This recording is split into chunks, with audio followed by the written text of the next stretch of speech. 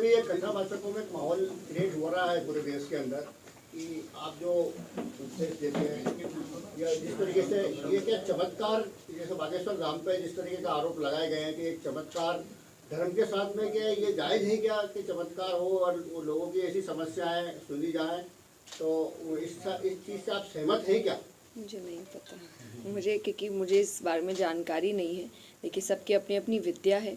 आप मुझसे मेरी कथा के बारे में पूछेंगे तो मैं आपको स्पष्ट रूप में बता पाऊंगी, क्योंकि मैं उसके बारे में पढ़ रही हूँ। पर कोई और अगर कुछ कर रहे हैं तो वो उनकी पढ़ाई क्या है, वो कैसे कर रहे हैं, मुझे पता नहीं है। तो उस पर अगर मैं टिप्पणी करती हूँ तो मैं गलत हूँ।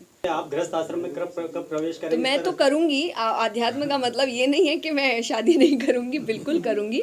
पर जैसा मैंने एग्जैक्टली मैं यही बात कह रही हूँ कि आज देखिए, क्योंकि हम चीज़ें आपको अच्छे के लिए मिलती है, आप उसका बुरा इस्तेमाल करते हैं। सोशल मीडिया आपको अच्छे के लिए मिला है, आज आप सामने हैं, मैं यहाँ बैठी हूँ, आप मेरी बात हर घर तक पहुँचा सकते हैं, ये एक अच्छा है।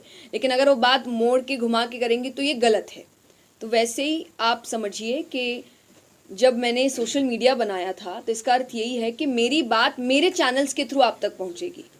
पर लोग अलग अलग चैनल, फेक चैनल बनाकर कह रहे हैं कि ऐसे हो रहा है, वैसे हो रहा है। तो अगर मेरी शादी होगी तो मेरे चैनल से बता दी जाएगी। आप देश को हिंदू राष्ट्र बनाने की जो कवायद चल रही है, ऐसा ही मांग कर रहे हैं वो लोग, और उसका भी एक बीड़ा जो एक युवा संत ने उठा रखा है।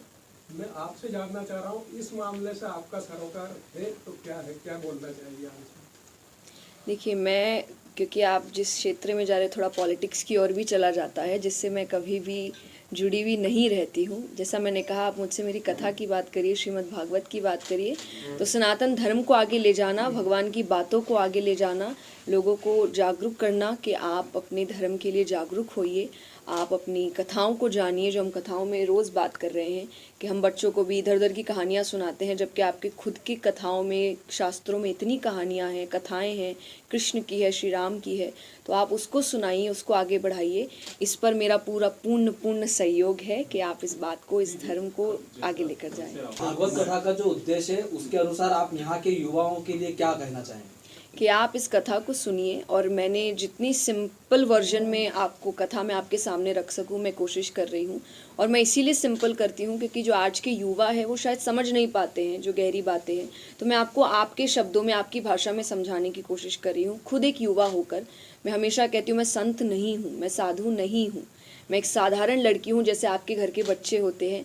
और सबकी अपनी अपनी रुचि होती है किसी क्षेत्र में। मेरी रुचि आध्यात्म में है, जिसको लेकर मैं आगे बढ़ रही हूँ, उसके पीछे काम कर रही हूँ। तो मेरी यही इच्छा है कि मेरे जैसे जो युवा है, जो आज के समय बहुत कंपटीशन के साथ जी रहे हैं, चाहे करियर है, चाहे जो दुनिया बदल रही है इतनी जल्दबाजी में, उसमें वो डिप्रेशन, एंजाइटी, दिक्कतें हैं, उन सब का इलाज है आपके शास्त्र। आपका नाम जया शर्मा है, आपका जया किशोरी कैसे पड़ा नाम? किसने बताया? ये मेरे गुरुजी हैं, मेरे बड़े हैं। उन्होंने, जैसे हम हमेशा कहते हैं कि घर के जो लड़के होते हैं, हम उनको प्यार से कन्हैया कहते हैं, अरे हमारे घर का कान्हा है, तो लड़की घर की राधा क्यों नहीं हो सकती? इसीलिए उन्होंने, मैं छोटी सी उनके पास आई थी, उन्होंने मुझे किशोरी कहना शुरू किया था।